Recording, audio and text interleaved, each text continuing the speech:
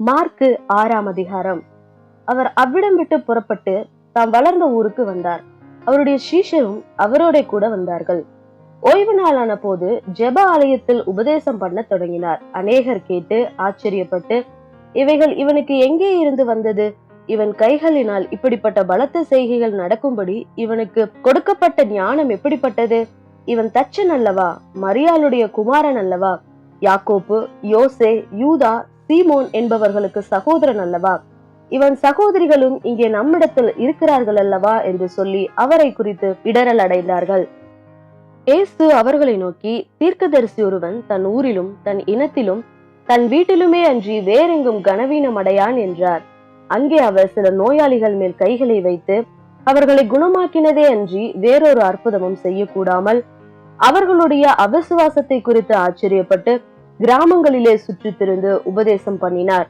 அவர் 12 அழைத்து அசுத்தாவிகளை துரத்த அவர்களுக்கு அதிகாரம் கொடுத்து, வழிக்கு பையையாகிலும் அப்பத்தையாகிலும் கட்சியில் காசையாகிலும் எடுத்துக்கொண்டு போகாமல் ஒரு தடியை மாத்திரம் எடுத்துக்கொண்டு போகவும், பாதரட்சிகளை போட்டு கொண்டு போகவும், 2 அங்கிகளை தரியாதிருக்கவும் கட்டளையிட்டார்.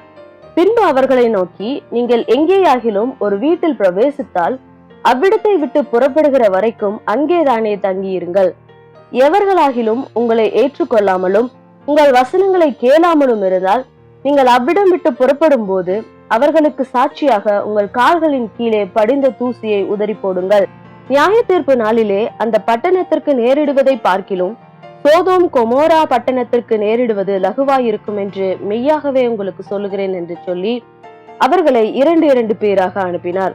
அவர்கள் புறப்பட்டு போய் மனம் திரும்புங்கள் என்று பிரசங்கித்து அநேகம் பிசாசுகளை துரத்தி அநேகம் நோய்களை எண்ணெய் பூசி சொஸ்தமாக்கினார்கள். அவருடைய பேர் பிரசித்தமானபடியினால் ஏரோது ராஜா அவரை குறித்து கேள்விப்பட்டு, யோவான் ஸ்நானன் மரித்தோரிலிருந்து எழுந்தான், ஆகையால் அவனிடத்தில் இந்த பலத்த செய்கைகள் விளங்குகிறது என்றான். சிலர் அவர் எலியா என்றார்கள். வேறு சிலர் அவர் ஒரு தீர்க்கதரிசி அல்லது தீர்க்கதரிசிகளில் ஒருவனை போல் இருக்கிறார் என்று சொன்னார்கள். ஏரோது அதை கேட்ட பொழுது, அவன் நான் சிரசேதம் பண்ணின யோவான் தான், அவன் மரித்தோரிலிருந்து எழுந்தான் என்றான்.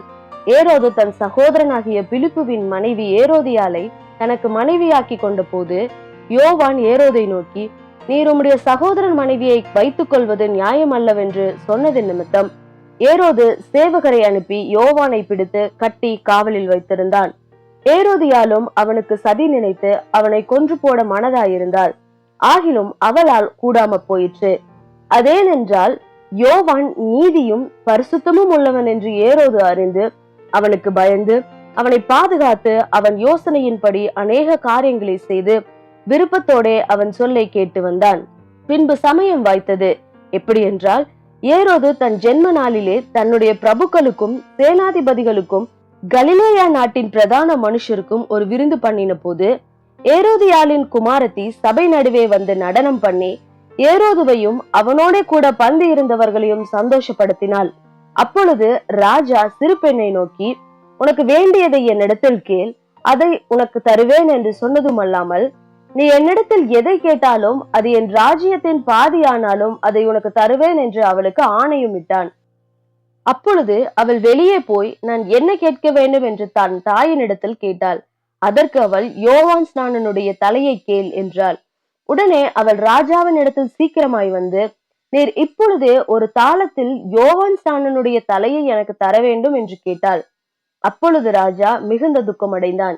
ஆகிலும் ஆணையின் நிமித்தமும் கூட பந்து இருந்தவர்களின் நிமித்தமும் அவளுக்கு அதை மறுக்க மனதில்லாமல் உடனே அவனுடைய தலையை கொண்டு வரும்படி சேவகனுக்கு கட்டளையிட்டு அனுப்பினான்.